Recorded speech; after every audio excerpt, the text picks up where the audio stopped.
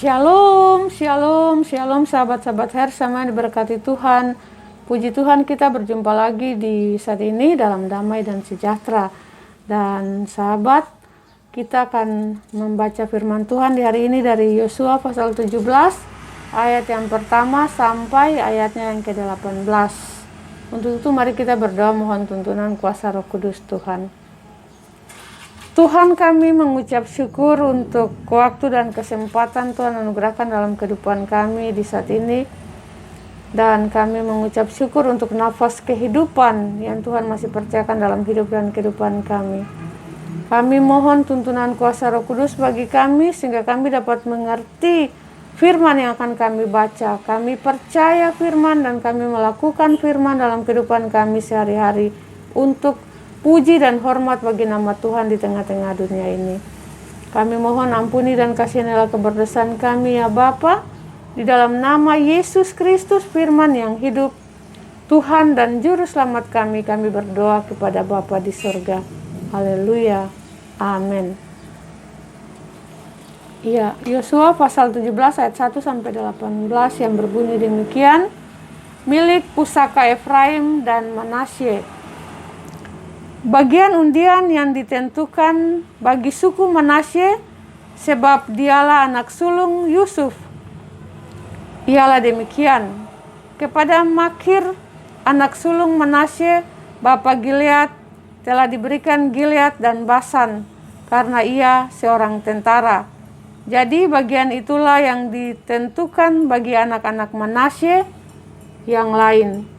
Menurut kaum-kaum mereka, yakni bagi Bani Abiezer, Bani Helek, Bani Azriel, Bani Sekem, Bani Hefer, dan Bani Semida.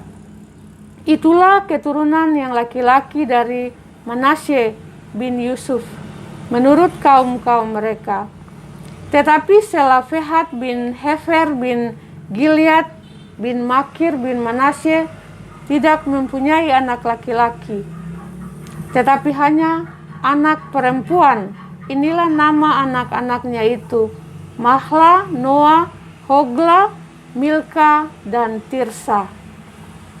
Mereka datang menghadap Imam Eleazar dan menghadap Yosua bin Nun serta para pemimpin dan berkata, Tuhan telah memerintahkan kepada Musa untuk memberikan milik pusaka kepada kami di tengah-tengah saudara-saudara kami.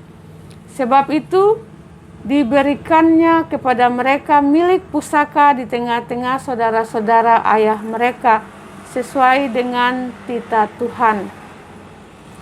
Demikianlah kepada suku Manasye jatuh 10 bidang tanah selain dari tanah Gilead dan Basan yang di seberang Yordan.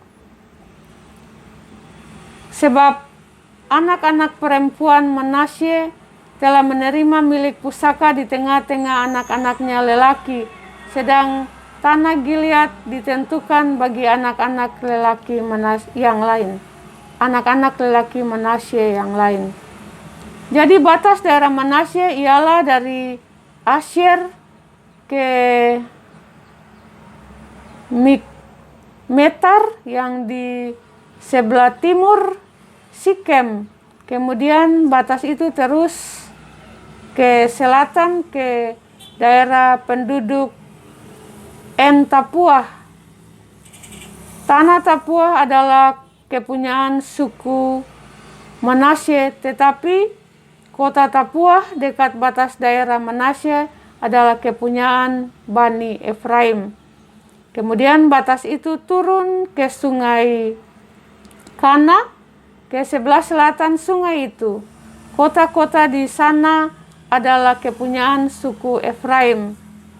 Sekalipun di tengah-tengah kota-kota suku Manasye. Selanjutnya, batas daerah Manasye itu lewat dari sebelah utara sungai itu dan berakhir ke laut. Ke selatan daerah itu kepunyaan suku Efraim dan ke utara kepunyaan suku Manasye.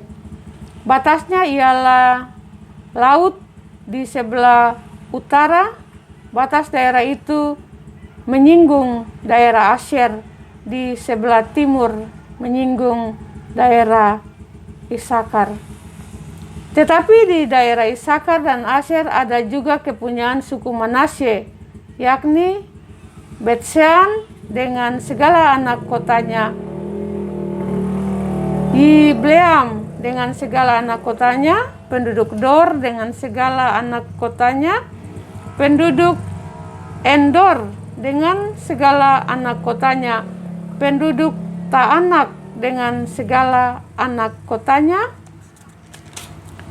dan penduduk Megido dengan segala anak kotanya, yakni ketiga daerah bukit itu. Tetapi Bani Manasye tidak dapat menduduki kota-kota itu, sebab orang Kanaan berhasil untuk tetap diam di negeri itu.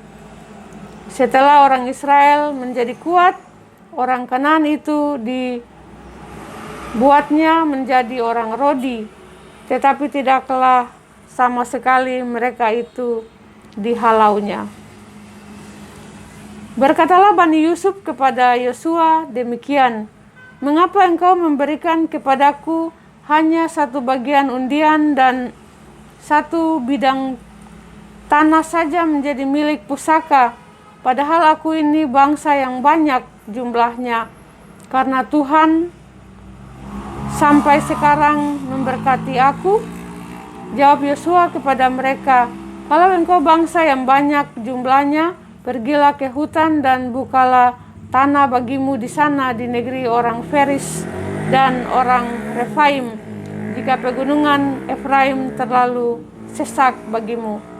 Kemudian berkatalah Bani Yusuf, "Pegunungan itu tidak cukup bagi kami, dan semua orang Kanaan yang diam di dataran itu mempunyai kereta besi, baik yang diam di Bet-Sean dengan segala anak kotanya, maupun yang diam di lembah Yisrael." Lalu berkatalah Yosua kepada keturunan Yusuf, kepada suku Efraim dan suku Manasye, "Engkau ini bangsa yang banyak jumlahnya dan mempunyai kekuatan yang besar. Tidak hanya satu bagian undian ditentukan bagimu, tetapi pegunungan itu akan ditentukan bagimu juga, dan karena tanah itu hutan, haruslah kamu membukanya.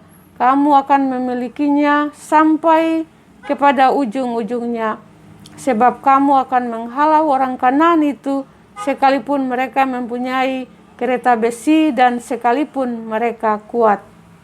Demikianlah pasal pembacaan firman Tuhan di saat ini. Berbahagialah kita yang mendengar firman, percaya firman, dan melakukan firman Tuhan dalam kehidupan kita sehari-hari lewat tutur kata, perbuatan, tingkah laku kita, tindakan nyata kita untuk puji dan hormat bagi nama Tuhan. Tuhan Yesus memberkati kita semua. Haleluya. Amin. Ya sahabat-sahabat, selamat beraktivitas di hari ini. Sampai berjumpa lagi di besok hari. Tuhan Yesus memberkati. Dan terima kasih sudah menonton video ini. Shalom.